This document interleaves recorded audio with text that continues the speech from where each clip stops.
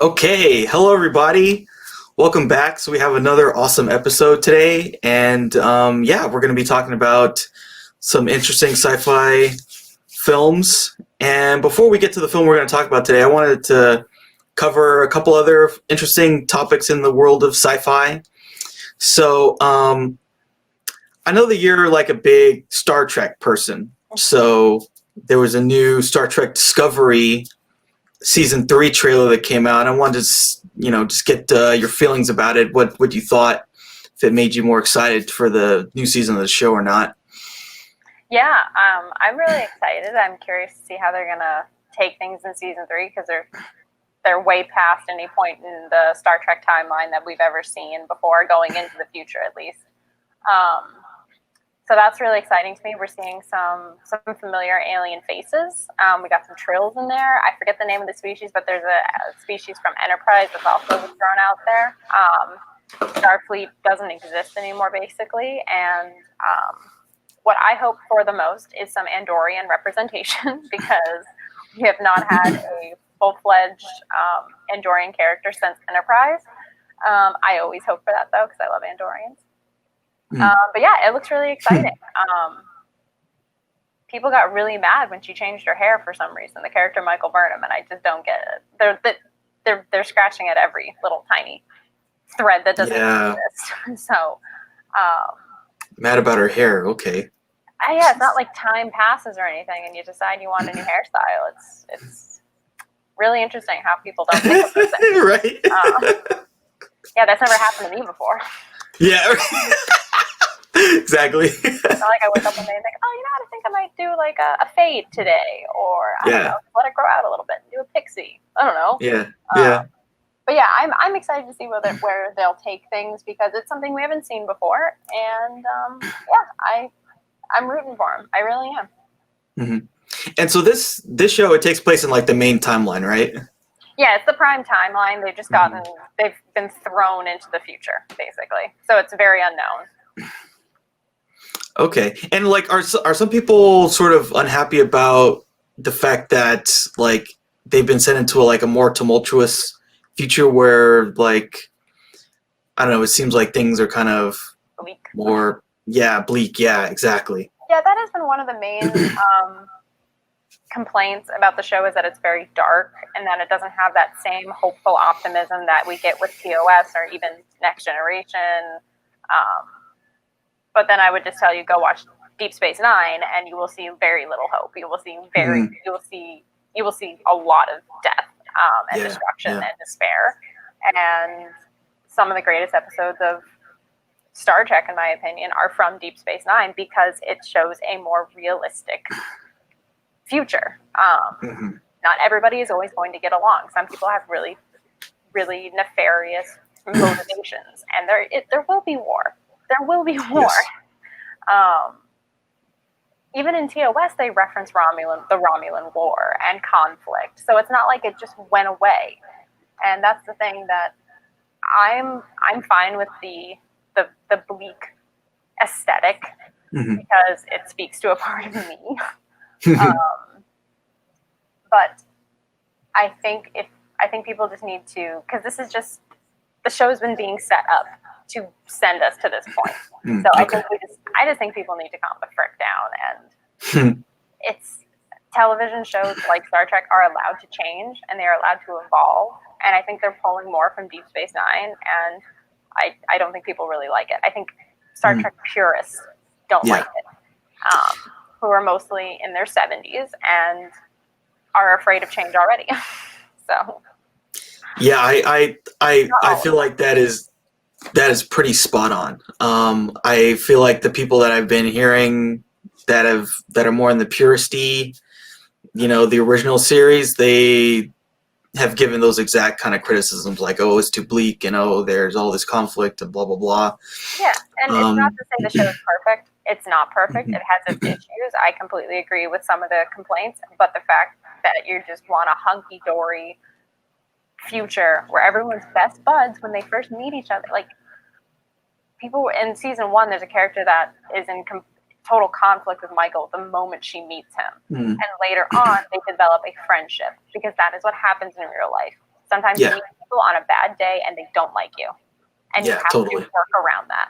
Like, the show is about human behavior, and sometimes we're in conflict with one another, and I think it makes sense. Yeah, I feel like, this kind of brings up, we talked last week about the movie First Man, and that film takes place during the 60s. And, again, like Star Trek came out in the 60s. That was a very different time, the early 60s in America. People were very optimistic. People were excited. In 1960, John F. Kennedy, this young guy, very, very good public speaker, and like kind of excited this want to do more in the country. That's not what, Yeah, and then he got shot in the head. Yeah, and so, like, times change, right? Like, sometimes we're, maybe, I don't know, in another 5-6 years, we'll have another optimistic time in our country, and I think these things will fit more. What predated, the 1960s was World War I, World War II. Yeah. I think Korea was in the 50s. I could be wrong about that, though. So, like, all of that sadness, all of that, bleak, dystopian almost attitude kind of faded with, like, this newfound, hope. Because a new generation was in their teens and their 20s and their 30s, and we're going back to more, being more of, I feel like there's less thinkers. You know what I mean? Like, less public thinkers, like James Baldwin, or, like prolific writers. Like, no, I don't ever see writers on like late night television shows anymore. Like, that was, Johnny Carson had like, there was television shows based around interviewing authors and thinkers and almost like new agey philosophers, as hippy dippy as that sounds. I feel like there isn't that anymore. We just see Kardashians or Hype House, whatever the hell that is. I'm still trying to figure out what that is. Or Jake Paul's of the world. There's no thinkers anymore. Yeah, no. I mean, I think, I feel like a guy like Neil deGrasse Tyson is like the equivalent, right? Yes, but he's one of many who I feel like you really have to go digging for them. Not that I'm afraid of doing the work of going looking for them. Like, some of the YouTube people that I watch, I specifically watch because they are those thinker types. Yeah. I don't subscribe to a lot of channels that are just story time videos. I don't like them. I like listening to people who will shake my views, who will make me change my mind about something. I kind of forgot where I was going with this. I'm sorry. No, it's okay. I guess it was just sort of comparing the time. Yeah, the time periods and stuff like that. And how everything changes. And I think we will return to a hopeful, optimistic age. But I feel like you have to go through the dirt a little bit in order to you have to get to the other side. Yeah, I agree with that. This sort of reminds me, like, our time period now, it's a little similar to the 1920s in a bit, the early 1920s, and like, because there was a pandemic and then a depression basically, but then we came out of it, and I mean that took getting a war and all this other stuff. I doubt that we'll need that, because I feel like we've learned a lot more about how to fix these economic problems, thankfully. Hopefully, so I don't think we'll have to have a prolonged 10-year depression, but I think there will be sort of an age where we're kind of like out of this problem, and people are going to be more optimistic and like want to, I don't know, look forward to things finally. Yeah, exactly. And what will this time make us feel like in 10 years, and how will our children look back on it too? Like, oh wow, you lived through that? Like, oh yeah, kid. You lived through COVID? Yeah, you have no idea. Yeah, because there's babies being born now, COVID babies, and it's crazy. It's like, yesterday I was thinking, yesterday was 9/11, and I was thinking a lot about how I felt when I was 11, because I was 11 when it happened. Oh. And my mindset, I remember just being very happy. And then it changed. Like, yeah. this, like how Tony Stark says, I want to put a suit of armor around the world. I feel like it did happen. I feel like that has happened. Except it's really not great. It's really not great. I think it created a generation of anxiety and neurotic behavior that is, you just can't shake it. It's just traumatizing. Yeah, it's trauma. Mm-hmm. It's a collective trauma that, those things are hard to shake. Yeah, but what came from that was people being kinder to their neighbors, people going and putting yellow ribbons up, or people volunteering to go to Ground Zero. It as tragic as it was, it brought so many people together, and within weeks, months, it just kind of tore everyone apart at the same time. Because then, now we're at war. Yeah. Yeah. Yeah. Yeah. Rough, yeah, it's rough. It's rough. Well, I guess on a no great transition there, but on a lighter note, so also the trailer for Dune came out. Yes. This week. And that was really, really exciting to see. I don't know, like, what were your feelings about seeing that trailer? Oh, it was nothing like I had imagined reading it, but that was fine. It was okay, because the descriptions of Arrakis sometimes are so, it just kind of goes on, Mm-hmm. But it's also kind of vague at the same time from what I remember, but it was great that it wasn't what I imagined. And I loved every shot of it. Like I said, I watched it a few times, and oh God, Timothée Chalamet, is that his name? Yeah. He looks great. Yeah, he looks great as Paul. I never imagined Paul being a very, happy looking kid. And Timothée Chalamet kind of brings that out. I don't know I can't remember the name of the actress who plays Jessica, but I thought that was really great. She's young enough to be a young mom, but old enough to look wise. And the scene in the trailer with the Bene Gesserit is just in the box. And yeah. That stuff is really good. Is it Stellan Skarsgård who's playing Baron Harkonnen? I think so. Yeah. Because that was creepy. That was so creepy. Yeah, when he came out of the thing. That was so gross. Yeah. Yeah. Gross. He just like emerges. It's like, what? I started listening to Dune on audiobook first, and then I kept falling asleep because it was, honestly, the narrator's voice was so soothing. Yeah. So I had to put you right to sleep. Yeah, so I bought the hard copy and started from the beginning over again. But they hired actors for the audiobook for the different characters, and the guy who played the Baron was so gross. Like, it was like, he was such, I don't know who he was, but he was such a good voice actor. He just creeped me out. Like, some of the lines are just so gross. I just keep going back to that word because he's supposed to be like gluttony and like, oh, okay, and like, I'm trying to think of another word to describe the Baron, but he's just nasty. Oh. Yeah, it's exciting. I mean, the cast is like unbelievable in this film, right? It is an unbelievable cast, and yeah, I cannot wait to see how they bring these characters to life. Like, more than just what the trailer gives me. Because oh God, I love Oscar Isaac, but I know what's going to happen to him. Yeah.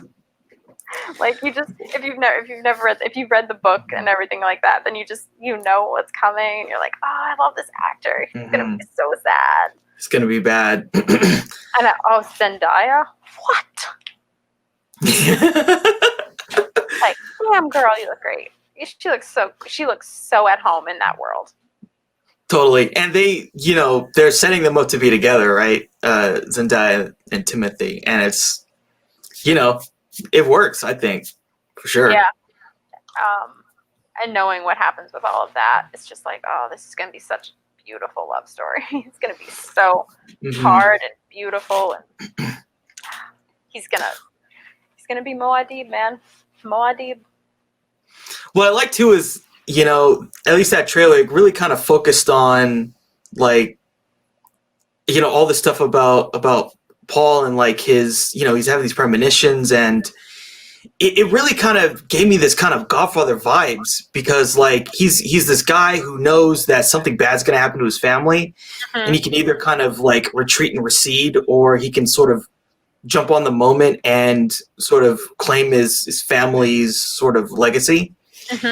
Despite it being good or bad, it just, he's thrust into it and he has to act in order to save it. And I really like that. Yeah, heavy is the head that wears the crown, man. Because it's, especially in the world of Dune, like, it's unforgiving. And you have to be just as unforgiving. It's why the Baron has succeeded so well. There's so much political and monarchical intrigue as well, because there's dukes, there's barons, I think there's an empress too, or something like that, or the princess. What's her name? I forget. I didn't really see her in the trailer. Basically, she's the girl from who Paul is supposed to be betrothed to in the book. I'm not sure if she's going to be in it. I hope if they make further films, because it's an epic. It's an epic in every way, and I cannot wait. And everything with Duncan, Idaho, like, there's so much. There's so much you don't know.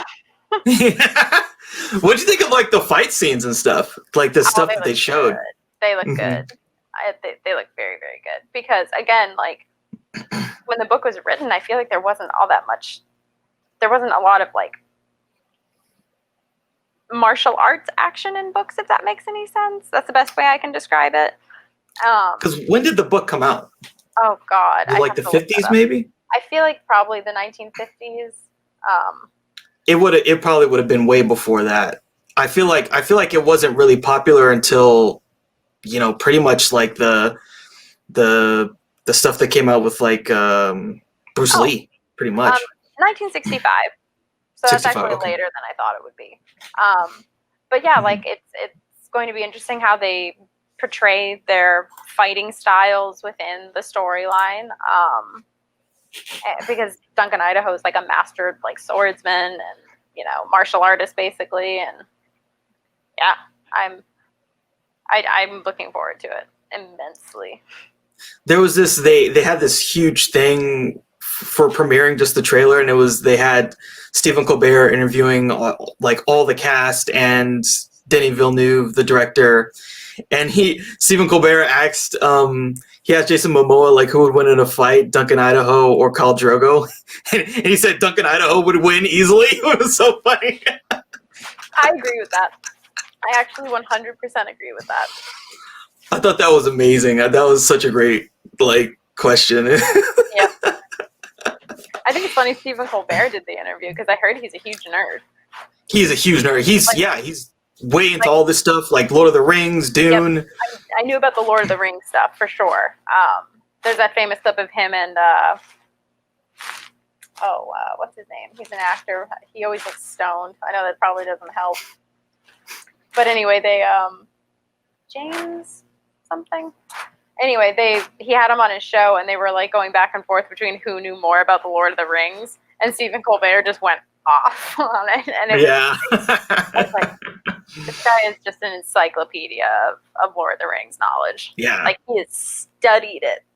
Yeah, totally. I mean, almost all of it. I mean, I speaking of Neil deGrasse Tyson, there was a time where Neil was on, and there was, they were talking about, there was this. I think we talked about this last week as well. There was this object in space that we couldn't identify, and they were talking about, what could it be? Could it be this? Could it be that? And then Stephen Colbert brought up, maybe it's this thing like Ringworld from this book from the 70s, where it's like this massive thing encompassing a star. And it was just like off the top of his head, he's talking about these super nerdy, like very deep sci-fi references. That's awesome.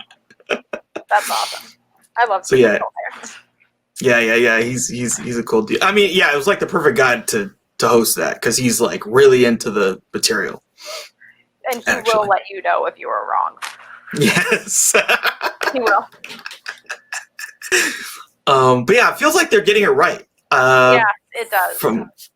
Which is really, really exciting. And I hope this film does really well, because I want to see more films, and they even have a TV show that they're going to try and start. Is it in? Is it accompanying the film, or is it its own Yes. thing? It should be accompanying the film. Okay, because I'd hate to see them do two separate things at the same time. Yes, that would be terrible. That would have been terrible. That'd be a bad idea. Yeah. But no, I really hope that they get it right. It'll be very easy for them to get it wrong, and I think there's plenty of examples. Early thousands Sci-Fi Network adaptation that was I actually rewatched a few years ago. I'm like, I thought this was cool. I thought this was cool at one point. It's just bad. But yeah. Yeah. Sometimes you just got to take what they give you, right? It's what we got. Even then, it's still bad. Even then, it's still bad. But they've been talking about doing Dune. I've been hearing this being in the pipeline for 10 years probably at this point, and the fact that it's finally happening is just, it's amazing in and of itself, because it's a huge undertaking, because it's a massive world with tons of rich characters, good and bad, and I can't wait to have more. I hope I get burnt out on it. That's how much I hope they get. Yeah, totally. Same here. I cannot wait. I really hope that we get to see it this year.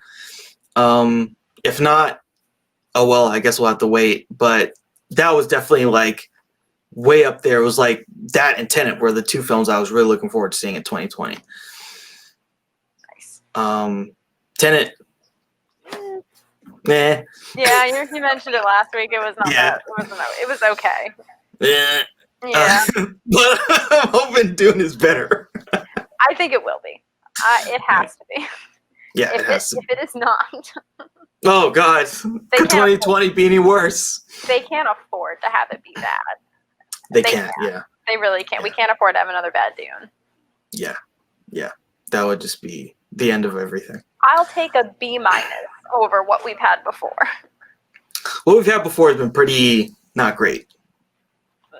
I feel like Dune was written for 1965, but it should be made for a film of now, if that makes any sense. I feel like the technology wasn't there for them then, and it is now, and that's okay. I think it's technology-wise aside, and the actor and the caliber of actors we have today make it a perfect storm to be good. Mm-hmm. I hope. Yeah, and also we take the genre of sci-fi more seriously now. Oh, absolutely, absolutely. It was nerdy kid stuff, like, oh, grow out of it, But here, read Catcher in the Rye. That's a real book. Mm-hmm. Like, no, I don't want it. Now we see it as just as legitimate as any genre. Absolutely. I think it's always been as legitimate. It's just taken some time for people to see it that way. Exactly. So, yeah, I think we're both excited for Dune. Maybe we'll review it at some point in the future on this podcast. God, I hope so. Yeah, I hope so too. So, so you've been doing it for a while, this thing for Septemberfest, right? And so I don't know if we talked about that, but what exactly is Septemberfest, this thing that you do yearly? So I'm the only person who participates in it, but you are more than welcome to join me. But basically when the spooky season starts rolling around, which in New England generally starts the 1st of September, everyone throws out their lawn chairs and puts out their pumpkins. I watch as many horror, suspense thriller films as I possibly can in the month of September. It's kind of like I try to beat my record. I don't think I'm going to beat my record last year because I've started very late. And because horror is not a genre that I generally really like or actively seek out. I don't sit down and scroll through the Netflix horror genre section. So I try to make myself watch some movies that I otherwise wouldn't have seen, and then I review them at the end of the month or sometime in October when I finally have time to edit all of them, because I do sit down and review each one. And I give my recommendation, and I always take recommendations throughout the month of September. My list constantly changes if it is streamed, but usually based on whether or not it's streaming. So yeah, that's what Septemberfest is. I like it because it gets me in the position of watching something I wouldn't have ordinarily watched. Cool. So have you been watching some stuff? Like, what have you been looking at so far? I watched Midsummer. I started it off with that because I've heard really good things about it. I loved it. It spoke to a lot of how I've felt about certain things. I've never had a tragedy as appalling happen to me in real life. However, I've had shitty boyfriends, and that sucked. Yeah. The men in this film suck. Yeah. They're the worst. Yeah, they're really bad. But they all serve a purpose in the way that they suck really badly. One of the characters is doing a paper on cults and communes, basically. And he sucks in the fact that he is so driven by his work, he ignores everything else that goes on around him. Another character sucks because he's just an asshole and pees on a family tree, which I knew. I was like, he's going to go. He's going to be the first one to go.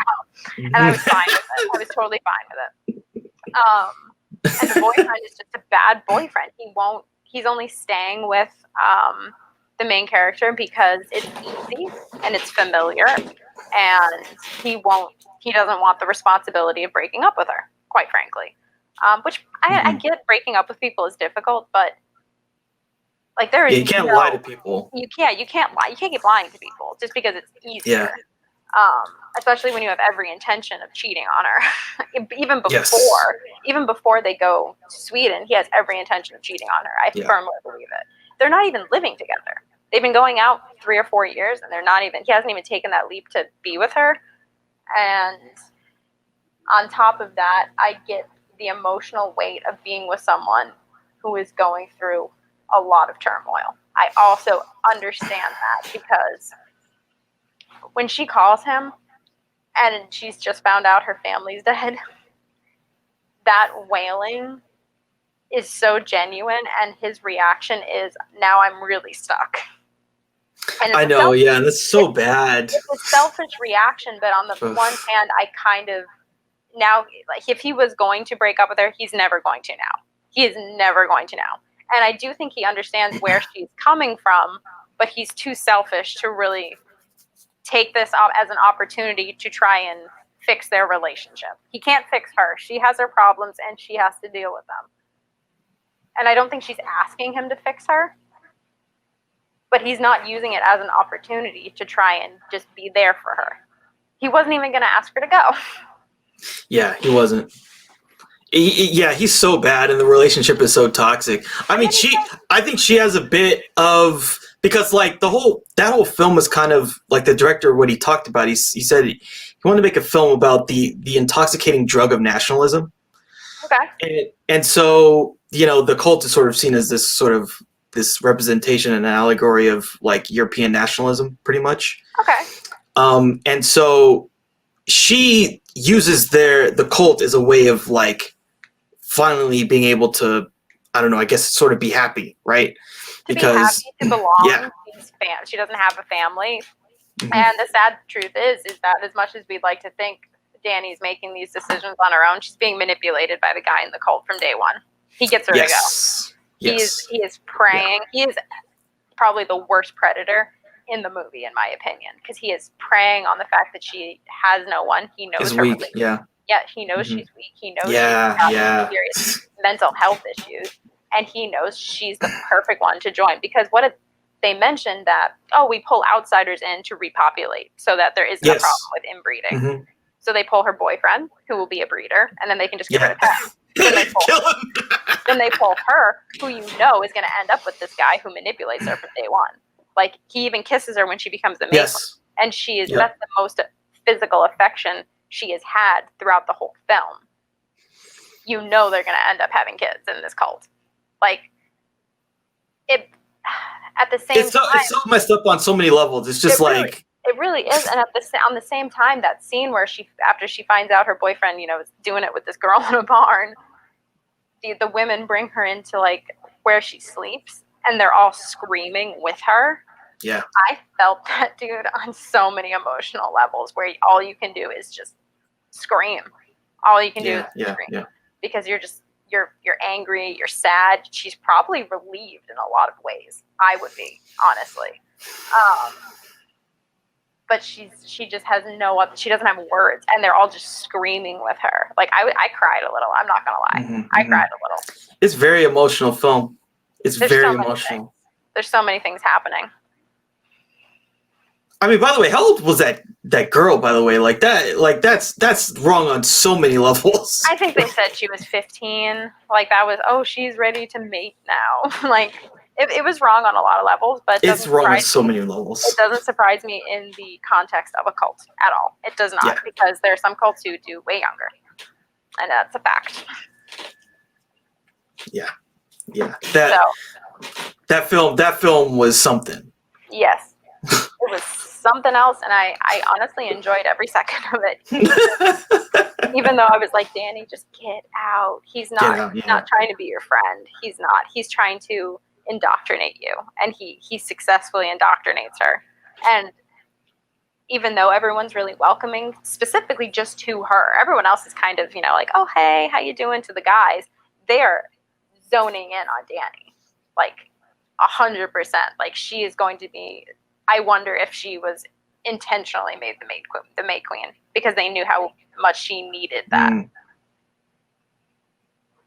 It feels like a setup, right? Like the whole thing feels like a setup to get her and to brainwash her into it, because I mean, like, what's the last shot of the film? She's happy. She's happy for the first time in the whole film. And what do cults prey upon? Weak people who have nothing. Yeah. People who have been traumatized, who have probably no faith whatsoever, like a religious faith, and who are looking for something. Who are looking for a family, looking for validation, looking for comfort and a home. And on paper, that sounds really nice. Except for when they stuff your boyfriend in a bear suit. And that other guy, they rip his freaking body apart. Remember that there was like the guy who was flayed and like his lungs are hanging out? Yeah. Yep. In the chicken coop, right? Yeah. Yeah. Yeah, like the boyfriend walks in there and he's just like looking at this guy who's flayed out. Mm-hmm. And then someone, drugs him. Drugs him. What I thought was probably interesting, one of the most interesting scenes in the film was when they see the old people jump off the cliff. Yeah. And the reactions of the two, Simon and I think that his girlfriend, and then Danny with her boyfriend. She grabs him. She's shocked, but she can't look away. But I think that was to desensitize her to violence, because I think the guy who brought them already knew she had seen some things and had dealt with her sister and her parents. But I think it was to completely shut off any other shock, really, because if I can shock her into seeing someone jump off a cliff and smash their face open, then I really got her. Now she's really, really numb. Yeah, especially if you accept that. If you accept that, then there's nothing else. Yeah. Mm-hmm. Yeah, he jumped. She screamed. She gasped or screamed or something, but she's just staring. She can't look away. Because that's going to be her. Her and the guy who like recruited her. Mm-hmm. At some point in the future, they're both going to jump off the cliff and get their head smashed with a mallet. Yeah, but again, it's that manipulation of, well, what do they do for them beforehand? They make them their last meal. They're worshipped in a way. They're taken care of. They're seen as, that's what I want to be. That's going to be me one day. Oh, I can't wait for my day. So there's so many things going for it, and I would watch it again, honestly. that was one I don't think I could handle seeing it again for myself. It was just, I don't know. I mean, it wasn't like Hereditary. Hereditary for me, like that's something I could not do again. It's like a little too dark. Yeah, that's on my list, by the way. Yeah. Yeah, but Midsommar, I liked it, but I was like, man, I can't. Like his films, they're just some level of like, it's just too much depression and stuff. Mm-hmm. Like, I get that. You do have to be in the mood to watch one of his films. I get that. I know what you mean now when you said you have to be in the mood to watch Hereditary. Yeah, because it's like Midsommar, but I think it's even deeper. And you see the characters go like, the end. So the end of Midsommar, the character is happy, but all this horrible stuff has happened. In Hereditary, a lot of horrible things happen, and I'd say it's more of a downer, the ending. But Okay. in the course of the film, they're very similar. Sad, sad, sad, depression, tragedy, tragedy. That's just what he deals in, is just like tragedy, tragedy, tragedy, depression. Exactly. Just his forte. He's got Ari it. Aster. I hope He he's does. happy. I hope he is okay. I hope he's fine. I think he's fine now, but it comes from himself. Mm-hmm.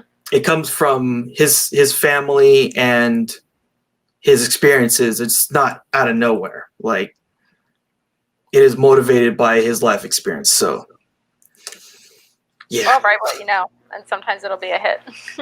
Yeah. Were there any other films you've watched so far, or was that the only one? I watched Apollo 18, which was about as I shoved a found footage in there, so it was okay. It was all filmed on like genuine, like the type of film it would have been filmed on in the 70s, which I thought was pretty cool. But yeah, just a found footage monster movie on the moon. It wasn't that great. Had a lot. It didn't know what it wanted to be. It didn't know if it wanted to be rock monsters or spiders, or I didn't know what it was trying to tell me, honestly. So I was just kind of like, yeah, this is fine, I guess. And then I watched the remake of Pet Sematary with my boyfriend, and I hated it. Yeah, I heard bad things about that. It was terrible. I was like, I feel like with the book and with even the original film, it built up to some things. Like, it built the suspense a little bit more, had a little bit more foreshadowing. The remake was just bad. It was just so bad. The best part of the movie was the cat, honestly. That was the coolest looking cat I've ever seen. I loved that cat because he definitely, this cat has after Church gets hit and he comes back, his face is lopsided. And I just thought that was such a really interesting touch, because before he's like a fluffy Maine Coon looking type of cat, but now he's just like matted and gross looking and slimy, and the cat was just so good. He was a very good actor cat. I liked him. The cast wasn't bad. I just didn't like it. I didn't like how they changed the ending. I didn't like that they they cut so much from the book that was important to the story, about especially why Rachel hates death so much and doesn't want to talk about it. A lot of her being Jewish plays into that, because there is no heaven in Judaism. In Judaism, yeah. Mm-hmm. So that makes her even more terrified of death, because she has that background of her faith, and her parents were a more important part of the story. And just there's so many things so many important things that they cut out, and I don't know why. Maybe for editing purposes, or maybe they wanted it to be a certain length of time. Yeah. I don't know. For time, yeah. But they cut out Ellie basically being psychic. Yeah, the violence was okay. I would watch the original or just read the book. Honestly, you don't need to see the remake. It's bad. Yeah, I heard bad things about it, so not surprised. I don't know. They've been on Stephen King kind of fever pitch. Yeah, and some have been good. Yeah, they've jumped on the bandwagon of it, which I honestly haven't seen. Yes. I don't like clowns. And just watching the trailer was enough to make me not want to watch it. Not because I think it'll be bad, but because I think I'll throw up. I think I will definitely throw up. Because I can deal with violence, but... I saw the first It with my dad, just like sort of on a whim. Because, I think the trailer was really impressive. The opening scene of that film is something else. It's just really like gruesome. It is gruesome. They because in the one like the miniseries, with Tim Curry. It's basically the same scene. You know, he sees him in the drain, and he's like, "Oh, hey, Joy, come on down." Yeah. But we don't really know what happens, right? Like, oh, he just never see him again. No. We know exactly what happens to him, and it is horrific. It is horrific. Yeah, that's another thing. Like, I saw, like, I think on YouTube there was like the first like 5 minutes probably cut down of like that scene. I had the worst anxiety watching it. I could not watch because I know what's going through Pennywise's head. I know, and I don't need to see it. I don't think I need to see it. Because when I'm looking at a character that's salivating over a child, I think I'm good. It's a child predator, right? Like, he's a child predator. Oh yeah. Who's a clown, who's also like a demon, cosmic horror entity. Yeah, exactly. And it's just, because I project the faces of my friends' kids, and I can't get that out of my head. And then it's just to protect myself. I don't think I can. I know maybe that makes me sound like a wuss or something like that, but for my own peace of mind, I know what I can take, and I just can't. I can't watch that. It's too much for me. I think I was like sort of legitimately shocked, and like, I don't know, it was something that it blew me away. I think that's really the right thing. It blew me away, like, what they did. And because, like, then you know, okay, all bets are off. If you're going to do that to a kid, I mean, what could you not do, right? Mm-hmm. Like, if we see you do something really horrible to a kid. Yeah, and the kid's cute. And yeah, I know. And he's sweet, and he's... I can't. Yeah. I just, because especially knowing that there's real life monsters like that who aren't a cosmic entity and are just John Wayne Gacy. Yeah. Just some dude who's, that is a predator. Yeah. That is pure. Because and again, that plays on the fear and the horror that pure evil would be something who would not care about eating a kid. Yeah. Totally. I'm good. Yeah. Well, so I guess in celebration of Septemberfest, we're going to do a review of Altered States. Yay! This 1980s like psychedelic sci-fi horror movie. Interesting, very interesting film. So it's William Hurt. He's the star of this film, and he plays this guy, Dr. Eddie Jessup, who's this, he's got a PhD, he's a super smart guy. Very interesting character, because this guy, he feels like if you, I don't know, if you went to college and you met the guy who was like to do drugs, like to experiment doing drugs. This is that guy, but he had a PhD. He has a PhD in getting high. Yeah, right? Pretty much. And he's very good at it. He's very good at it. He's very good at getting stoned and tripping out and embracing those trips, because a lot of the time, people freak out when they have a trip, and that's what makes it bad. That's at least what I've heard. I've never done psychedelics personally. I'm very interested in doing it, but I think I would have a bad trip because I'm anxious enough to ruin it for myself.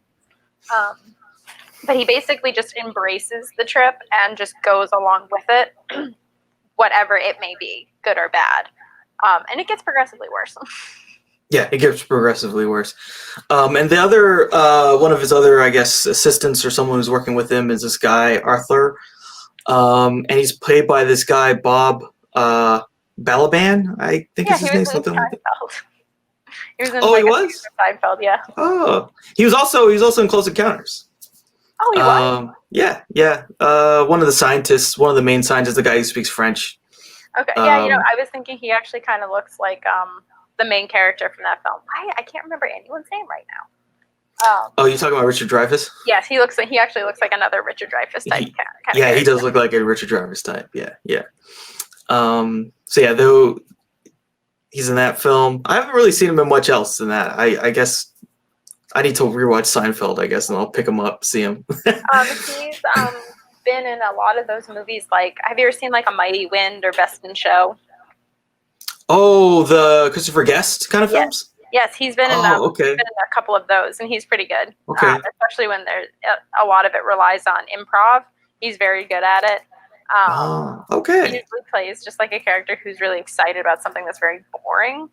That we would think is so mundane. But he's really good in those movies. Cool. I didn't know he was part of the Christopher Guest crew. I mean, they make some great movies. But what was it? Best in Show. Yep. Was Spinal Tap? Yep. Yeah. I think Rob Reiner actually directed it. But yeah, he directed that. He's good friends with all those people.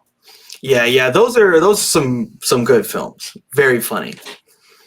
So those two are like basically kind of like the leads, and there's also this other woman, Blair Brown, who plays Emily. And like the first thing we see is Eddie in this deprivation tank wearing like almost like a spacesuit. Mm-hmm. And he's just in there floating and kind of, I don't know, just like tripping or whatever. And then he like gets out and he's like talking with Arthur about his experience and all this other stuff. And that's just what he does. He just studies these experiences. Yeah, and he's trying to, part of it too, that kind of gets lost later on in the film as his obsession grows, is that it was originally to study schizophrenic behavior and to see if psychedelics could be in some way helpful to them, which I've heard of before. That's not a unfamiliar line of study that I've heard in regards to schizophrenic behavior. But it's just we know more now about it. And I don't even think they call people afflicted with it schizophrenics anymore. I think there's a new term, dissociative disorder and stuff like that. Oh, DID, yeah. Mm-hmm. Yeah. I mean that's the setup, and then there's this scene where they're at a party. Mm-hmm. I think Arthur's throwing a party, and it's the usual intellectual types, right? Yeah, they're smoking pot, they're drinking wine, they're having discussions. He kind of gives them. He kind of gives them very like bohemian. Yes, very bohemian. There's probably an orgy going on in another room because this is coming out of the 1970s. So it's still very, it's still very much free that, love. Yeah, free love, that kind of mindset. Stuff. Mm-hmm. And so Arthur's kind of giving Emily the lowdown on Jessup, and he arrives as like this perfect man to her. Like, he's smart, he's handsome, he's bathed in light. Like, it's the birth of her meeting him. It's this conception. I love that scene. Like, I think I took a screenshot, and I'm just gonna show it. I hope it's for anyone who's like watching the who's listening on the podcast. So he's in this hallway, and behind him, everything is completely blown out. Mm-hmm. So behind him, it looks like he came out of heaven and walked into the apartment. And it's like, whoa, why? It's really interesting because like there's a strong religious component with these visions he's having. Yes. And it's really interesting that you depict him like this towards her. Like, she's basically seeing him almost like an angel or something, or like Jesus, something otherworldly, something maybe touched by God, something maybe not God in a Christian sense of the word, but like something, just a deity of some kind, a demigod, because he kind of gives me like, because there's the myth of Cassandra. Cassandra was like a seer who could have visions, but no one ever believed in her. He kind of gives me that kind of vibe as well. But he's so entrancing, she can't look away. Like, this is how she sees him, not how he sees himself. And there's a similar shot that parallels it towards the end of the movie, but he's all black. And that's like his descent, his descent throughout the whole film. And I like that in the kitchen scene when he's making a sandwich and they're having their intellectual repartee, and it's totally flirty, and she's like, I'm so into him. There's a poster or a painting of the human anatomy on the wall of a kitchen, which is really weird. But there's a child in the womb sleeping and he goes near it, and there's so many metaphors of rebirth throughout this film, and that's one that kind of stuck out to me. Also, it's just kind of weird having an anatomy poster in your kitchen. It's some strong mise en scène. Like they're trying to give us signals. Yeah, that's a good thing that you picked up on that for sure. I didn't notice that, but yeah, that makes sense. But yeah, there's definitely some chemistry between the two. She's obviously enamored by how smart he is. He thinks that I feel like he finds it equal, because Arthur kind of follows him around and does what he kind of says and indulges him. But with Emily, I feel like it's more of a kindred spirit type thing. Seems like they have shared interests too. Like it seems like she could sort of complement his interests and could sort of help give him more knowledge, I think. Because it seems like, this comes up later in the film. He feels like he needs her. He kind of asks her for help, or asks, things of her for more information. Like he needs her to link together what he's really trying to get in the end, which is, I guess, the theme of the film, which is like these universal truths, pretty much. He thinks that basically that's what he thinks, is he can find universal truths in the subconscious somewhere or something. Yeah, and she keeps him tethered. She keeps him tethered to the earth, He's very free-spirited when they meet. He is. In a way, so is she. And then I really love this very clinical approach to marriage that she has. Anyway, if it doesn't work out, then we just call it quits and no hard feelings. I'm like, yeah, that's so something how a character like her would approach marriage, even though she's utterly torn up, when he just is like, well, I got to get back to the study, and blows her off. Yeah. She acts very logical and clinical about it, but she's very emotional. She is. Yeah. What's interesting too, so like, okay, there's a scene where they meet, then they have this flirtatious thing where he's like, they're talking like somewhere, it's like a university, outside a university, and he's like, oh, hey, I'd really love to, like, go to your house and have sex with. She's like, oh, I have a roommate, but she's gone at this time, and we can have sex on the couch. It's like, okay, like yeah, like just tell me whenever. He's like, you want to go now? And she's like, yeah, let's go. And then let's do this. I love that because I thought their chemistry was very sweet throughout the film, because it changes. The level of their chemistry changes and becomes more adult as their responsibilities as a couple grow. I think I read on IMDb this is William Hurt's first major film. Wow. And he's so good in it. He's so good. Yeah, he's good. I've heard he's a messed up person in real life, but I've always admired him as an actor. He's in a lot messed of up. Yes. Whoa. Whoa. Yeah, so this movie makes sense for him because he always seems to play these very intellectually smart characters who are bored by how dumb everyone else is. He plays a similar character in The Big Chill, which came out in the 80s. And yeah, he always plays very intellectual characters who are always kind of like, I know more than you do, and I'm just smarter, Kind of think of like the template for Benedict Cumberbatch Sherlock, only that is, I don't know, cruel. Yeah. So then they're at her place and they're like having sex. This sex scene was like a little, like, again, the imagery, like they're throwing it at you right up front, and it's like they're having sex next to a space heater, and it's like this giant orange thing, which is, again, that's stuff is going to come up later, and it's very weird. And then they have this really interesting conversation. Emily asks him, like, oh, what are you thinking about? He's like, thinking about God, Jesus, crucifixion. She's like, okay. But this doesn't scare her off, which is interesting too, right? No, because I think in that moment he becomes the subject. And because she studies human behavior, she studies civilizations and what motivates man and all that other stuff.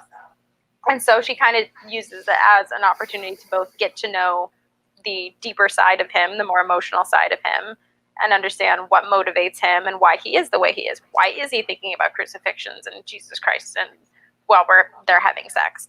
So she uses it as an opportunity, and I think she genuinely does care because she's so enamored by him. She thought of him as an angel when she sees him. And Yeah. it's the opportunity to get to know that angel. In a way. Yeah, in a way. And then he talks about, when he was young, he said when he was 9, he had visions of saints and angels and Jesus. And then they stopped. And that's interesting too, because it's almost like he's doing all this work to try and get back to that. Yeah, to get back to that, when, like to tap into that innocent nature when children supposedly can tap into it. Like, we hear things about, kids are open to the supernatural at a young age because they haven't been tainted by doubt or shame or anything else. That society. Society or makes them repressive. Or logic, maybe rationalizing it as something completely different than what it actually was. So he's trying to get back to that. I think when he starts talking about the death of his father, that stamped it out because oh yeah, death is finite. You can't come back from it. And I think it kind of gave him like, oh, there's probably nothing, or is there? We just don't know. Exactly. And that's what he's searching for, really, is sort of an answer. Is there something? Yes. And through these visions, can I find it? Yeah, not necessarily. I don't think he's not looking for heaven. He's not looking for hell. He's looking for what's next, on a conscious level. Where does consciousness go? Exactly. So then after this scene, there's another scene where he's in the deprivation tank. And this is truly some wild stuff, the visions he has. Mm-hmm. So first it looks like he sees his dad sort of, I don't know, on his deathbed or something like that. And then he sees, and his dad's always kind of struggling and, I don't know, seems like he's in peril. Then he has a vision of like a seven-eyed goat on the head of Jesus being crucified. Mm-hmm.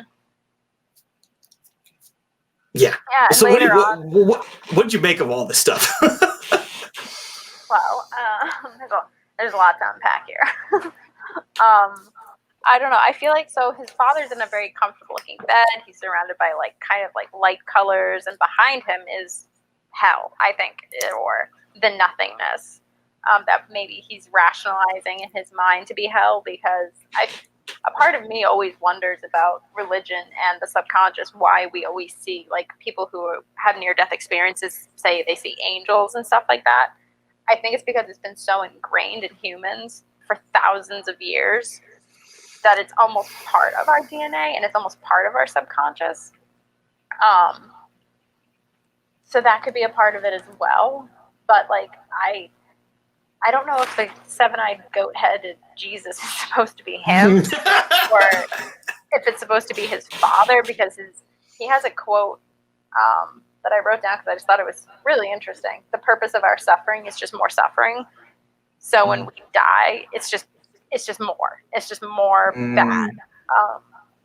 But there's also a moment where you see the goat on the hill and it still has the 7 eyes, but then there's a Bible, and then it's implied that the goat is killed and blood runs over the Bible, which made me think of Abraham and Isaac, which again is another father-son parallel. I think it's probably just the door opening. Like his mind is starting to open more. But that's what I have. What about you? Oh, I really had almost no idea. The seven-eyed goat kind of really threw me off. And I think we have to remember some of this might just be for making it creepier than it might not have a meaning. It might just be for shock value as well. For sure. I feel like there's something almost in like Revelations that felt like Revelation style imagery. There's a lot of stuff too we get this almost apocalyptic stuff, right? It's almost like he's going both to the beginning of time and the end of time, or the end of humanity, right? And again, that kind of fits in with Revelations, right? Like there's this climactic thing, this moment when Jesus comes back, and then that's the end. So that's kind of what came to my mind when I saw that stuff. It felt apocalyptic. maybe like the death of the subconscious is apocalyptic. Maybe it's something so horrible and terrible that it can only be conveyed through graphic, weird imagery. I don't know. Yeah. Yeah, he also has a very serious fear of death, I think, but keeps putting himself in these situations where he's hurting his mind, not his body necessarily. Because he keeps opening doors and going into one room and then another and then another and then another until when he opens another door, there's nothing there, you know? Yeah. He's trying to get back to that moment he says later on in the film, I'm trying to get to the first thought. It's like, yes. That's so mind-bending when you really think about it, because nobody knows, you know? Yeah, there really is. It's like chicken or the egg. It's one of those super difficult kind of like how do you get there, right? Exactly. Was it right after we crawled out of the muck, or when did consciousness begin? You know, like, it hurts your brain a little bit. It probably would have had to be the muck or some synapse that fired billions of years ago. Yeah, the first thought would have been, in my opinion, survive, don't get eaten. Something in that primitive. Yeah, something primitive, something within that vein, because we try to survive every day. We're still doing that. Yeah. So that was crazy. So then they bring us back to like the normal plot, you could say. And like so Eddie finally agrees to marry Emily. But then they kind of flash forward and they're getting separated. So this whole relationship, it was really interesting. It's like they kind of built it up, but I guess sort of proving that the relationship was them being together and being married is not the important point. I guess it's just him meeting her and what she means for him, for his goal, right? Of doing this larger thing, part of his science of, whatever. Yeah. And I think it's tragic because she does love him, but it's not a healthy relationship at all, because he's always going to be looking for the answer to truth and to consciousness, and the unanswerable questions, he's always going to be chasing those. So he's never going to be a present husband. He'll never be a present father. Even though they've made this life together and they're both successful and happy and should have everything they should ever want. Like, you can use our house in Maine, and they have this great apartment in Boston, and they have 2 beautiful kids, and it's not enough. It's not enough for someone who is that driven to find the answer to life. Yeah, he's not satisfied, and in that scene, he even says, "Oh, I've done this and I've done that. I'm happily married, but my work, I haven't done." He's pretty much not happy because he hasn't accomplished what he wanted to do in his work. Exactly. Because he talks about, I only published 2 papers and they sucked, and it's like, dude, what?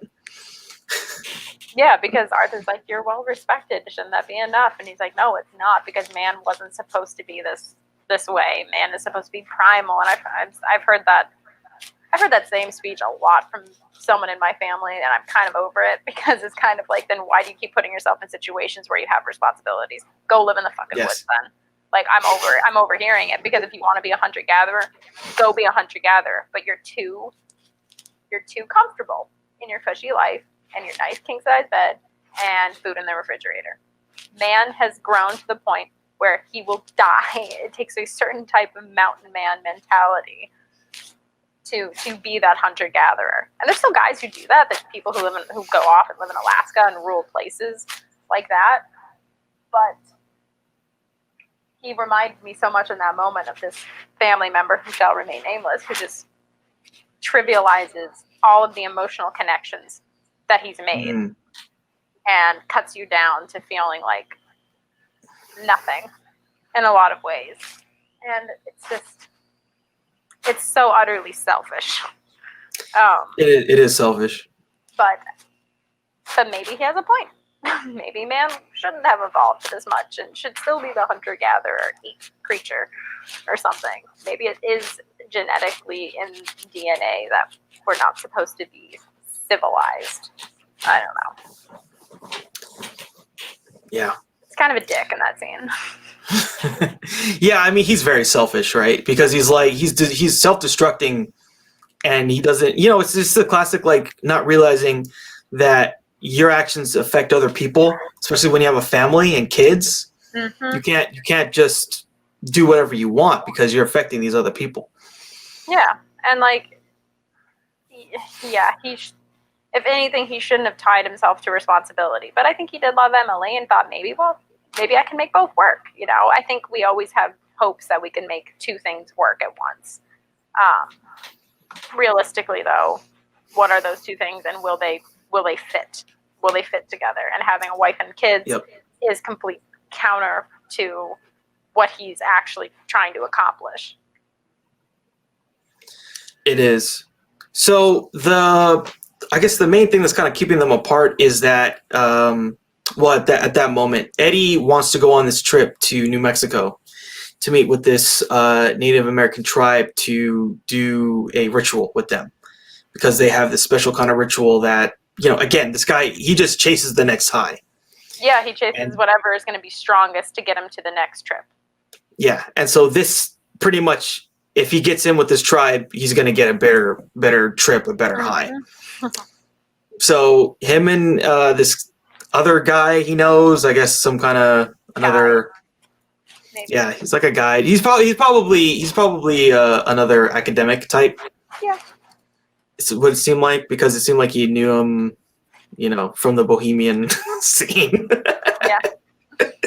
Anyway, so him and this guy, the guide, they meet with this tribe. The tribe says, yes, you can be a part of our ritual. And so the guy, the basically the shaman says, if you do this ritual, your soul will return to the first soul. It's what he says to him, which is really interesting. That's trippy. Just hearing it is trippy. Like, I'm gonna do what? I can't take that, man. Yeah, I don't even know what that means, right? I'm like, the moment of conception, or like the conception of man, like. It's like the Matrix. You just have to see it to believe it. Yes, exactly. So they go into this cave. They create this mixture, I don't know. Mushrooms, man. Mm-hmm. Yeah. They're collecting mushrooms, and they have to like cut his hand. They have to cut him, and they put his blood in the mixture, and then they stir it up, and then Eddie takes it, and he goes on a trip, and he starts seeing like fireworks, like right in the cave. Then he sees these flashes of himself and his wife, like sitting at a table it's like a desert or something, right? Well, at first it was like a garden. It was like a desert, but there was like the projection of flowers, and then I took the fireworks as being like the first. Oh, this feels great. It's fireworks. Mm-hmm. It's shocking. It's kind of scary, but it's fun. And then he's right in the Garden of Eden. Yeah. Yeah, maybe the flash is just like the Big Bang. Yeah, the Big Bang, or the beginning of time. Yeah, the beginning, and then it's definitely like that Garden of Eden. There's even a snake.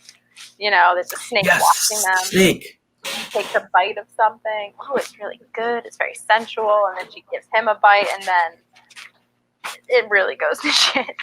Yeah, and then the snake starts getting around him, and then it gets around his neck, and it's constricting him, and it's like killing him. And he just starts freaking out, and then there's a nuclear explosion. Yep.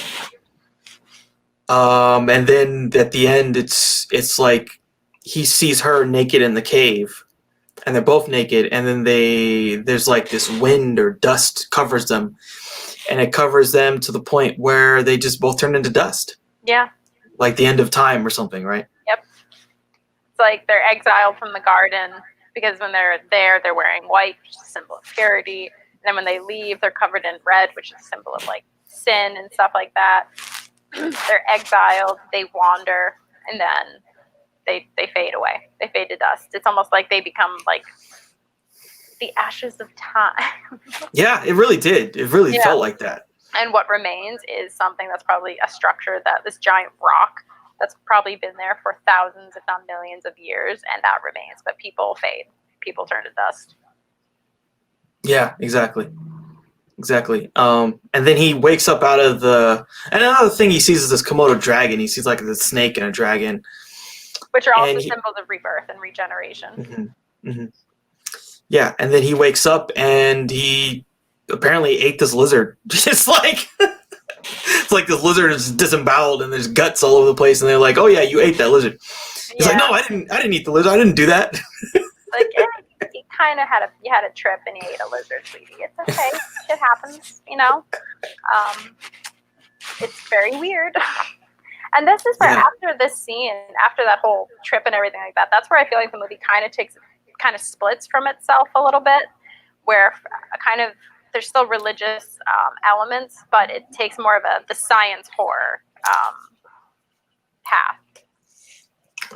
Totally. It does sort of pivot away from I feel like there might have been one other scene with a sort of religious imagery. Yeah. It's maybe one other. But it does pivot now. Now it's more, the sci-fi, and we see like what is the end state of all of these trips? Where is he taking himself? Mm-hmm. And we basically sort of find that out. But yeah, before it's like he's becoming one with some kind of spiritual entity. Mm-hmm. But afterward, he's changing himself. Yeah, he's changing himself. He's slowly mutating everything about himself. Yeah, and I think it is driving him a little batty because, pardon me, I'm sorry.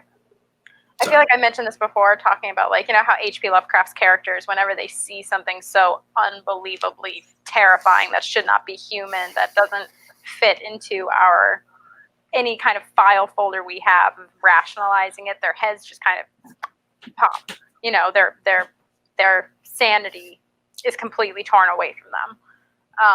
And I feel like that's slowly happening to him. Like, the more he sees, the more he has to kind of evolve to live with it, basically. So yeah, but he's like de-evolving but evolving at the same time. Yep. It's very conflicting. It's like he's going backwards so that he can like he can sort of be able to handle seeing these things that are forward. Yes.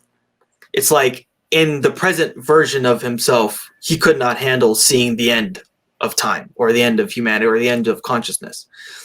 So he has to devolve to a primitive state to be able to handle those things that are like the end of time for a human, basically.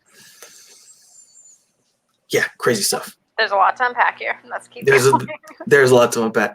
So now he's back to civilization, and they hook up with this other guy who they give him an even bigger tank to work with.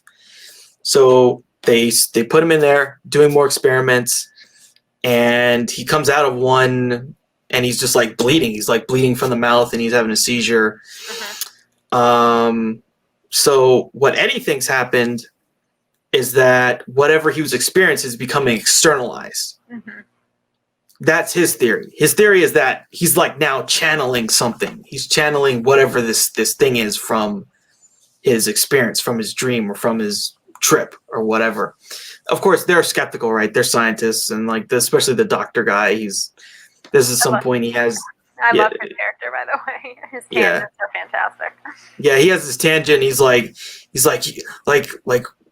because they take a blood sample. They they do X-rays. They do all this stuff. And there's a great scene where so they take the X-ray, and then he takes it. This other doctor guy takes it to another person to get a second opinion.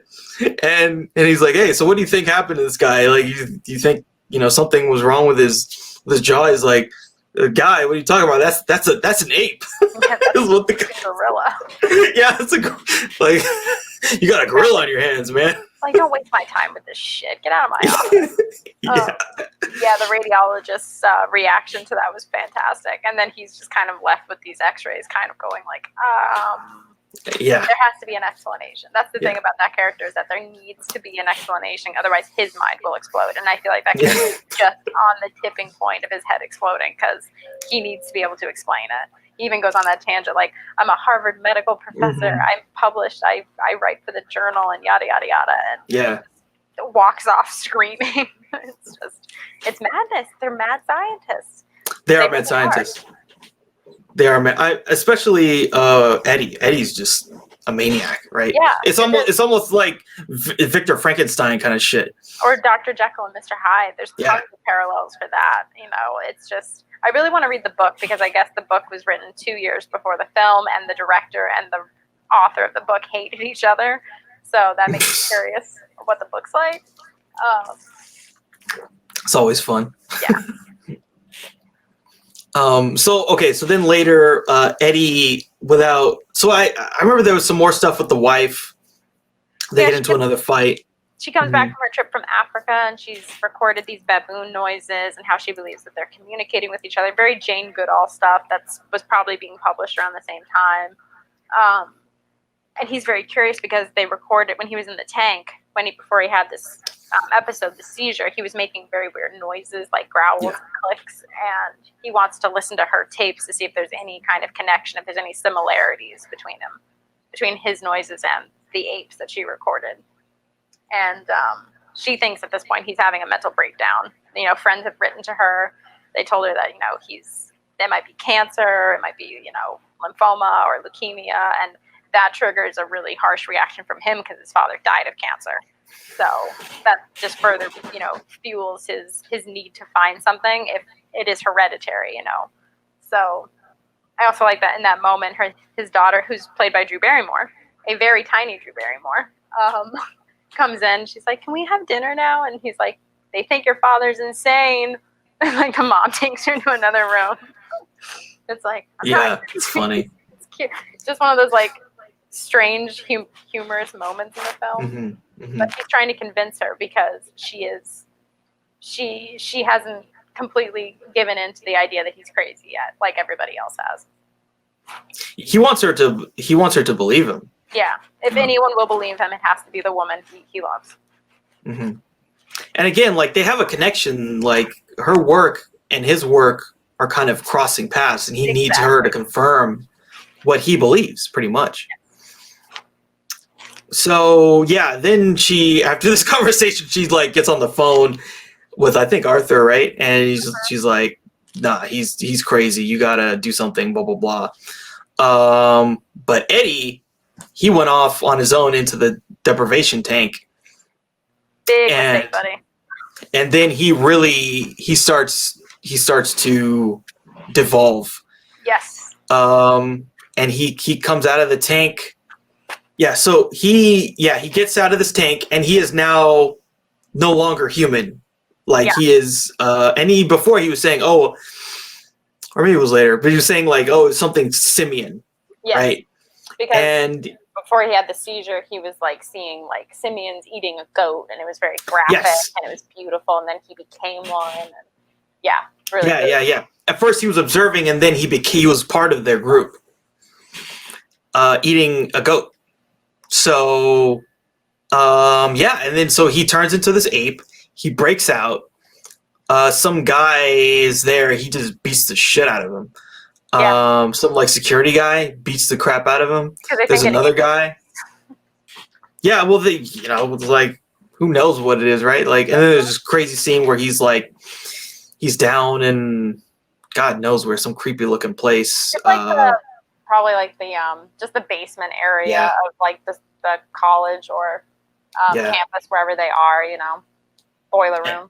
Yeah, and then he just jumps out of nowhere and starts beating people up, breaks out. The cops can't stop him. He gets out, and then he's chased by some dogs. He's just like looking for food, and then he winds up at a zoo. Yeah, so like the dogs set off, I feel like that primitive hunt kind of a thing. Yes. And then because they're pack animals, they chase him off. Oh, hi, dog. Say hi, Ellie. And then they take Hello, off, Ellie. and he ends up at a zoo, and he jumps inside the rhino cage at one point, and then the elephants start drinking their water, and then he tries stealing meat from a tiger, and eventually stumbles upon some helpless goats and sheep, which I've been to zoos. I've never seen that many sheep inside one pen before. I know. I thought that was a little weird. It was a herd. Yeah, it was a herd of goats. They had probably like 6 at a time. But anyway, and he just kind of goes into full hunter mode and needs food and needs to survive. And this is like his ultimate, I don't know, because he's already beat up people, but now he's really descending into that primal state where he kills a live goat and eats it raw. Yeah, he like bashes his goat in the head and just starts eating it. Mm-hmm. But that is the end of this episode. And they find him, and he's just lying naked next to this goat as himself, not the simian ape guy. And they send him to jail. His wife and his Arthur bail him out, and that's kind of that. Mm-hmm. But he is now like convinced that he knows what's going on because he can remember flashes of the experience. For a while, I was, I don't remember much. Then the dogs chased after me, and then I went to the zoo, and then I ate the goat, blah, blah, blah. And he's so crazy, and he wants to go again. Yeah, he's become addicted to it at this point. And it's not even the drugs, it's the trip they provide that he wants. It's not the high of the drug. It's all about the trip. And the trip is the only way he can get to that state again, because now he's gotten to the simian state. What's past that, or what's beyond that, is what he's really trying to get to. And yes, he's pushing further and further. Yeah, and he's pushing his body further and further. Even his wife is just like, I'm concerned about what this is going to do to your body. Like, this is this constant de-evolution, and then you get back to kind of where you were before. Like, what does that ultimately do to you long term? But she's kind of starting to believe him now a little bit. It starts making sense to her because she hears the noises he makes in the recording, and then she realizes they're very similar to the ones she's heard before. So that kind of convinces her a little bit. Yeah, and so they all 4 of them get together and they put him in the tank again. This time everyone's monitoring him. So it's just like Victor Frankenstein. It's like, I just need the lightning bolt to hit one time and I will do this thing. And he's expecting to come back as a simian again. That's the thing. He's expecting this to be the same thing. But what I think was a lapse in his judgment and in his research was that he hasn't come back the same every time. He's been slightly altered each time. Yeah, he's going further and further into different places. And so this time, a chemical reaction or something happens. Like a white light is exploding out of the tank, and they can't control it. None of them can control it. Mm-hmm. The other 2 scientists are just like blown away. They're just totally done for. And then Emily has to try and save him. And when she goes back into the room where the tank was, it's turned into like a giant whirlpool. Mm-hmm. One of the craziest scenes in this whole movie is it's like she's sifting through a whirlpool trying to find him.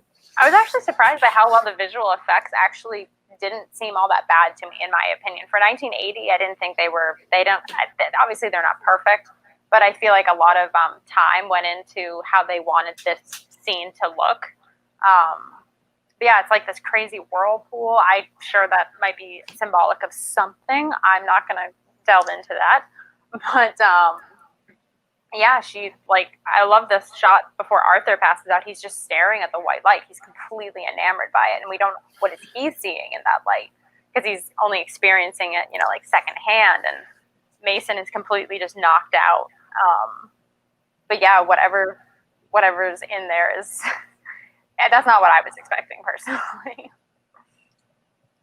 He's going either to the beginning or the end of time at that point. The thing. Like, we don't know. Is he at like the first gooey stage, Or is that what we're eventually going to become? Or is that the beginning of consciousness? Is it just pain, just suffering, just horror of what we're seeing? It's just like a black hole or something, yeah, you know? Yeah, like a black hole almost. And it almost seems like another symbolic metaphor maybe of birth, because she's pulling him from like this wet entrance, this wet whirlpool basically, and she's kind of holding him, she's cradling him. He's kind of dumbfounded by what he's seeing. He becomes a monster, like a literal monster of just flesh and mind, and it's crazy. I was watching the end of it while Ryan was on his computer doing some stuff, and he's like, "What the hell are you watching?" Because there's screaming and Totally. voices. And I paused and I'm like, "It's fine. He just transcended time, space, and reality, and he's become a blob monster." And he's like, "Oh, okay." Yeah. And that might also be it. He transcended. Yeah, maybe. Transient Exactly. now. Like, it's so trippy. It is so trippy. And so she's able to get him out of this situation, right? yeah, She gets being him out that, of like, it. tether. Yeah, she gets him out, and like you said, so there's a scene where they all go back to his apartment, and they're trying to figure out what the fuck just happened, and the medical guy is like, "I don't want to talk about it." He doesn't want to talk about it. He doesn't Don't know want to talk about it. He's like, maybe we were all tripping or something. Yeah. He immediately goes to have a beer and a cigarette. And Arthur's trying to convince him. He's like, "Why did I just spend 3 hours mopping up water? Why did this happen? This, that, and the other thing." And he's just like, "You cannot convince me of what we just saw actually happened. Like, I blacked out. I don't know what happened." Like, that guy's going to be haunted for the rest of his life. Yes. And Arthur's like ready to keep researching. He wants to get more patients. He wants to get more trials. Let's get data. We need to exactly. Observe all the things that happen. And the guy's like, nope. Yeah, because, no, thank you. Is this a singular reaction just from Eddie, or is it going to be the same for everyone? Does your state of mind at the time of this all happening play into it? Like, we need more data. And Emily's just shell-shocked by the whole thing, She's like, he finally got off with God, and that was his ultimate goal. And she's in doubt that he's never loved her. She's kind of having a realization. Yes. It's traumatizing, and it's intense. It's like, I feel like all of their emotions were very realistic for who the characters were. And you're getting so many different things from all of them, Yeah, and it all culminates in this moment where Eddie he's learned sort of, I guess, what he was looking for. And it comes to is that, he says truth is transitory. It's human life that's real. And, he kind of figures out he was never going to find the thing he was looking for. No. And I guess this thing related to his dad and death and the end, none of that matters. Exactly. He apologizes to her. Like, it's always been you, kind of a thing. Like, your life. You're the happily ever after. He never needed to go looking for all of these things, which is what we always want them to say to us. You didn't need to transcend time, space, and reality. I'm right here. Yeah. Exactly. And of course, at that moment where he realizes, he starts to devolve again. And so he's like mutating, and then he mutates into some blob, and then she grabs him, and then she mutates too. Yeah, that was so scary. Right. I was not expecting that. I'm like, oh my God, are they going to kill like the one thing that's been keeping him grounded in reality? Yeah. Like, is he going to be the thing that destroys the only good thing in his life? He destroys her. Yeah, Jesus Christ. She's like, I can't tell if she's on fire, if she's in torment, or all her atoms are like breaking apart. And because her hands start to like disappear, and he's like fighting being this monster, and you get flashes of him like as regular Eddie and then Blob Eddie. Like, the prosthetics were so creepy. It was very creepy. Yeah, and he's able to break free, and I wasn't sure if they were gonna. I thought in that scene they were both just gonna disappear. Like, they were both gonna transcend. You don't know what happens to them. and that was going to be it. But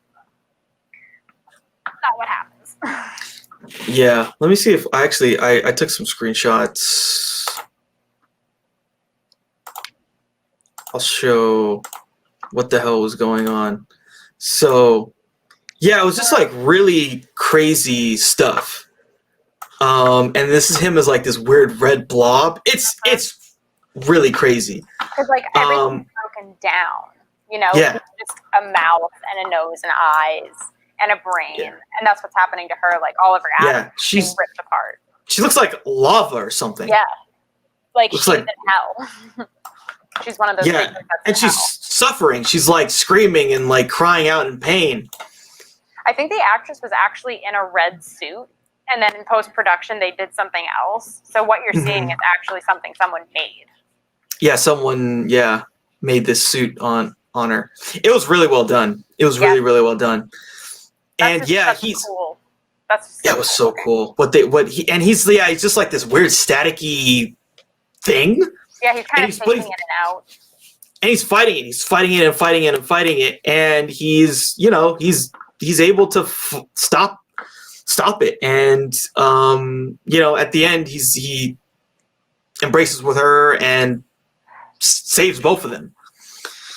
But yeah, it's like pretty horrific. It's a horror show because at that point, all bets are off. You're like, I don't know what's gonna happen. And like going back a little bit to when, what was it?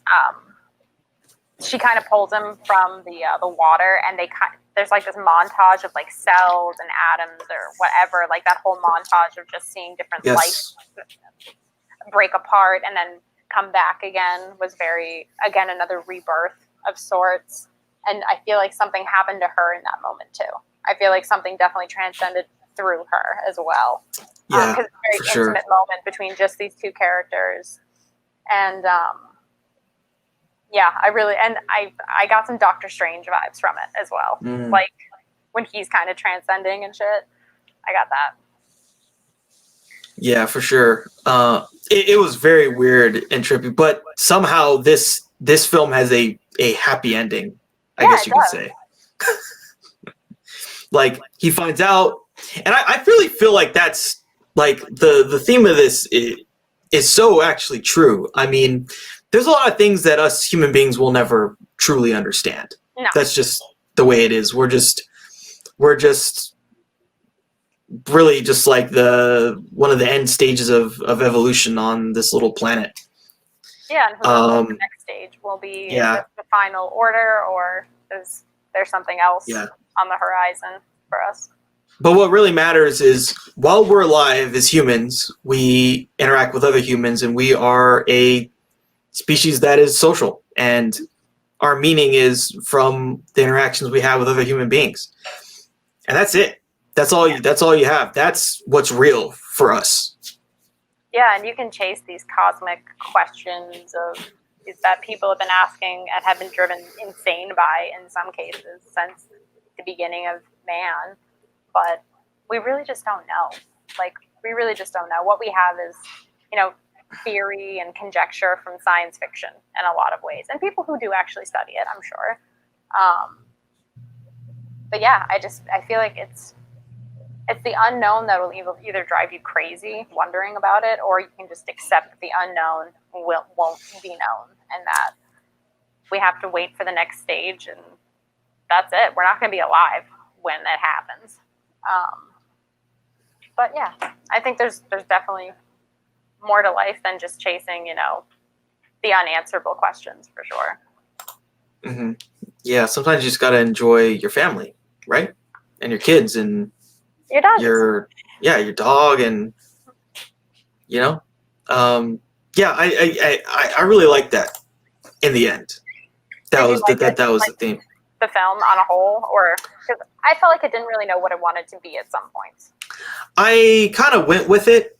Definitely like the fact that we go from like the religious imagery to the psychedelic stuff kind of seemed out of left field. I think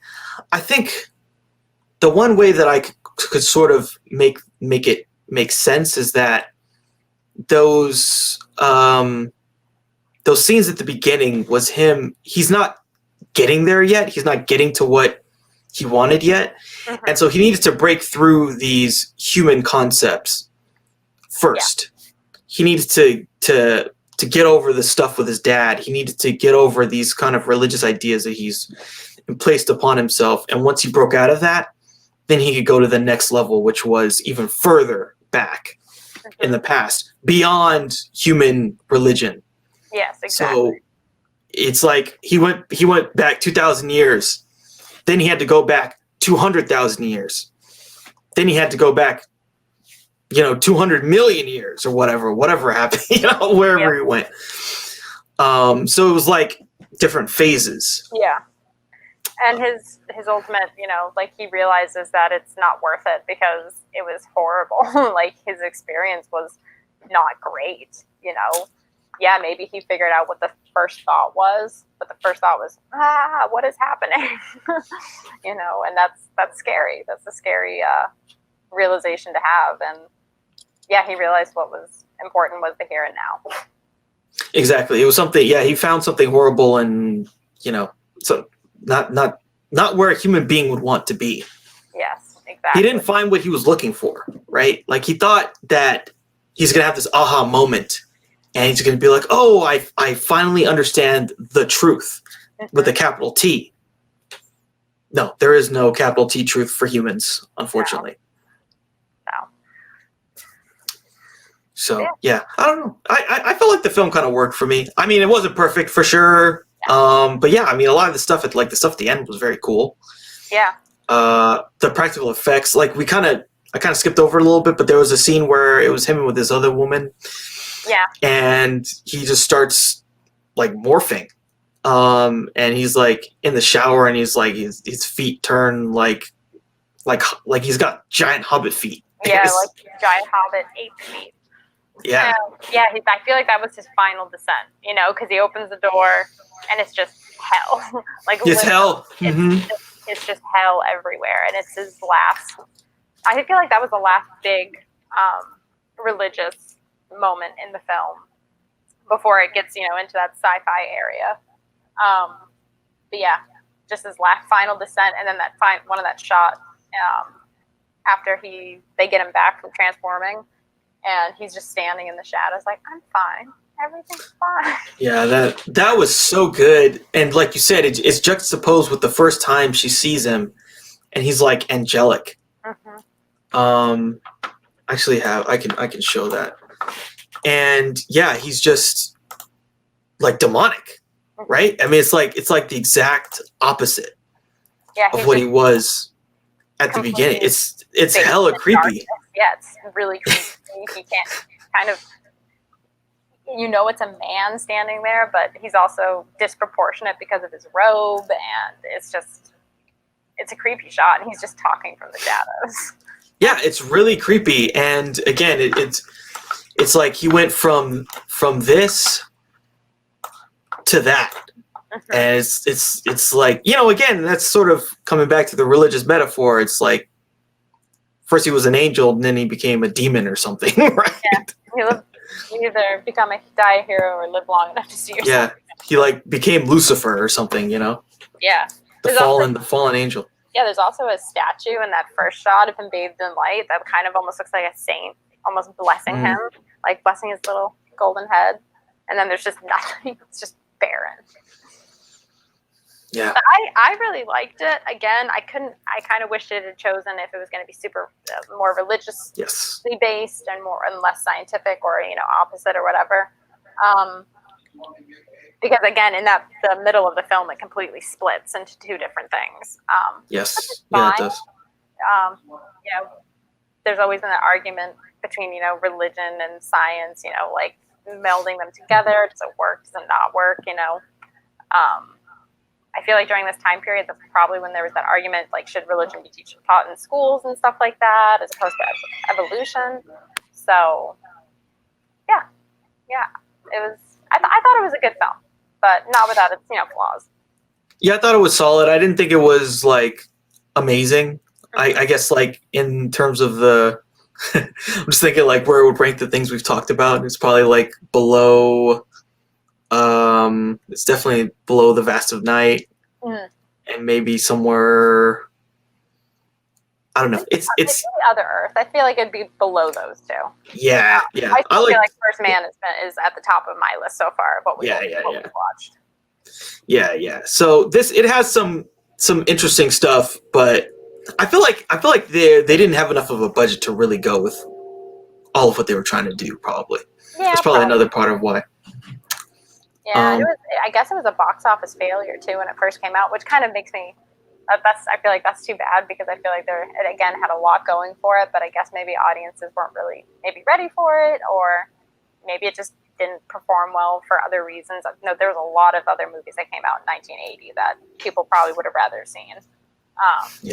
But yeah, I'd like to see more people watch it now, for sure. For sure, I'm not surprised that it failed at the time. Like, I feel like in the 80s, people were like, give me Sylvester Stallone and Arnold Schwarzenegger blowing stuff up and killing people. That's what I want to see. Give me Rambo and Predator. Yeah, Jean-Claude Van Damme, freaking Bruce Willis. Like, that's what people want. Oh yeah, action-packed movies of the 80s. Like that just like took over theaters. Yeah. That whole Commando, decade. Predator, Rambo. It was what was the Eddie Murphy movie? A bunch of Eddie Murphy movies, honestly. Oh, like Beverly Hills Cop. Like, it needs to be funny, or there needs to be action, or there needs to be both. Lethal Weapon. Lethal Weapon. Yeah. Exactly. Oh, there was one with I think it was. I might be wrong. I think it was Sylvester Stallone and Kurt Russell were in a movie together. It was called Tango and Cash, and it was terrible. Yeah, that sounds familiar. It was terrible. It was so bad. That's sad, because like those two are pretty cool actors. Like on their own, they're fine, but together they weren't great. Oh well, sometimes it just doesn't work out, right? I mean, hey, can you imagine like that, like marketing for that Stallone, Russell in an action-packed cop movie? Yeah, and then the movie sucks. Yeah, the movie sucks. I don't know how I stumbled across it, but I think I saw like who was in it. I'm like, I need to at least see what this is about. Yeah. All right, cool. Well, I think that's our review of Altered States. So interesting film, very interesting director. So so I think that's about all for today. So thanks a lot, everybody. Thanks for watching, and may the force be with you. Live long and prosper.